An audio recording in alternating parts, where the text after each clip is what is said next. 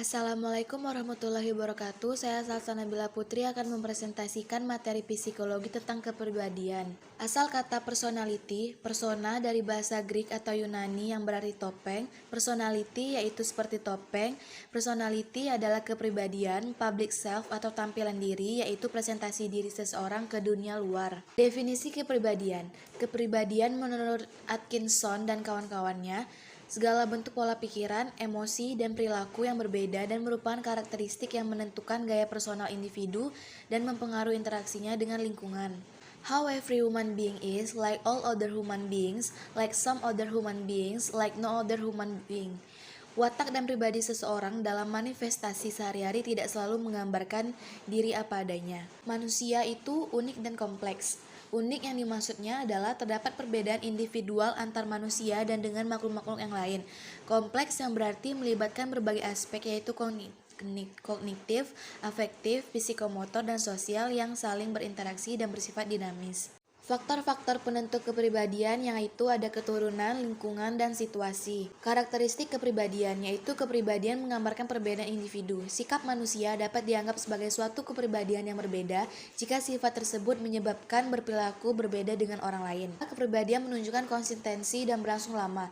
Karakteristik individu terbentuk sejak kecil sehingga sulit untuk dirubah ketika karakteristik ini telat melekat kuat, perilaku konsisten sepanjang waktu. Kemudian kepribadian dapat berubah. Kepribadian bersifat permanen dan konsisten, namun bukan berarti bisa berubah. Situasi yang mengubah seseorang mengubah kepribadiannya. Batas kepribadian menurut Allport, watak dan kepribadian adalah sama tapi dapat berbeda.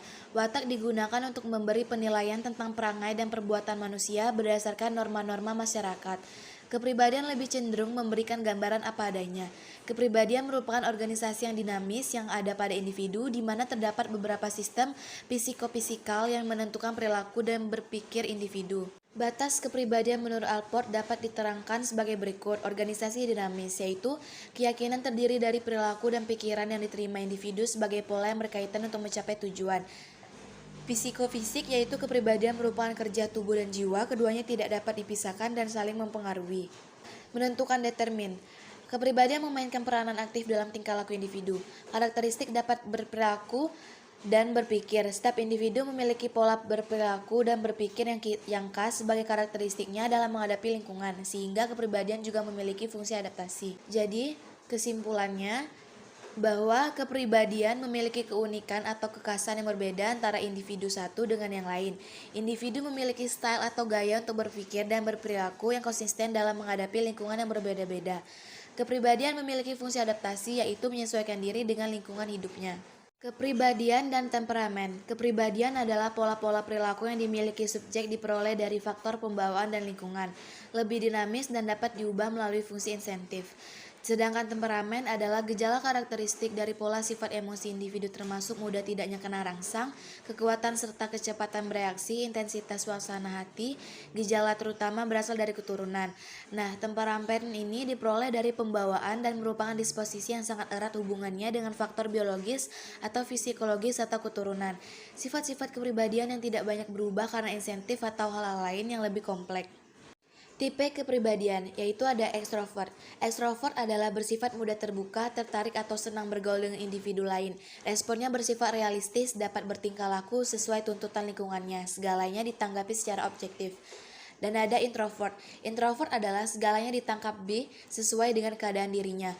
Malu terhadap masyarakat atau menutup diri, sangat sensitif terhadap kritik.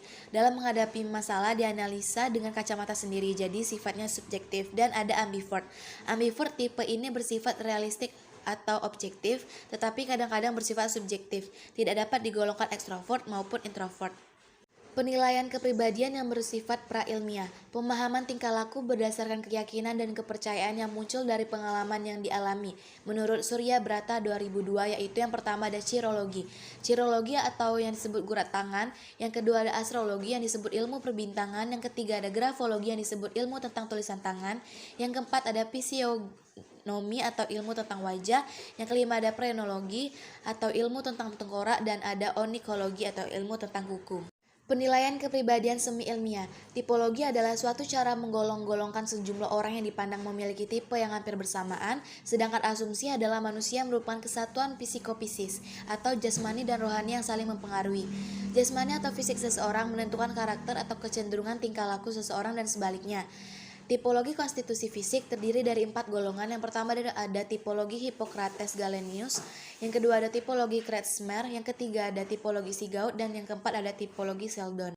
Tipologi berdasarkan kebudayaan atau Sprenger. Dasar pemikiran dari tipologi ini adalah bahwa kehidupan manusia dipengaruhi oleh kebudayaannya. Menurut Sprenger, manusia dibedakan atas 6 nilai kebudayaan, yaitu ada manusia ekonomi.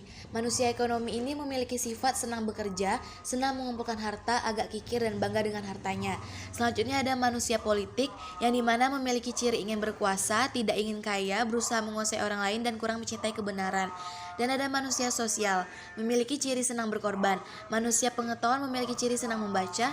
Manusia seni memiliki ciri hidup bersahaja, dan manusia agama memiliki ciri hidupnya hanya untuk Tuhan dan akhirat. Penilaian kepribadian secara ilmiah atau subjektif dan objektif. Tujuan penilaian kepribadian adalah memenuhi sejumlah kebutuhan praktis masyarakat dalam melakukan seleksi kepribadian individu untuk berbagai kepentingan. Teknik proyektif. Di sini ada teknik Rorschach, tes melengkapi gambar atau The Drawing Completion Test atau TAT, Thematic Apperception Test, dan ada teknik objektif yang terdiri dari inventory dan skala, dan teknik subjektif yang terdiri dari observasi dan wawancara. Mengukur dan menilai perilaku. Yang pertama ada observasi secara langsung, yaitu yang dimana mengukur dan menilai perilaku klien kesehariannya baik di situasi klinis maupun alami. Dan ada checklist, mengukur dan menilai perilaku klien melalui cek dan angka terhadap perilaku khusus yang tercantum dalam skala, menghitung frekuensi, durasi, dan intensitas perilaku. Selanjutnya ada paradigma teori kepribadian yang terdiri dari 8 paradigma. Yang pertama ada paradigma biologis, yang kedua paradigma psikodinamik, yang ketiga ada paradigma behavioristik, yang keempat ada paradigma kognitif, yang kelima ada paradigma fenomenologis, yang keenam ada paradigma trait, yang ketujuh ada paradigma sosiokognitif, dan yang ke-8 ada paradigma timur. Baiklah teman-teman, itu saja presentasi dari saya. Sekian dari saya. Wassalamualaikum warahmatullahi wabarakatuh.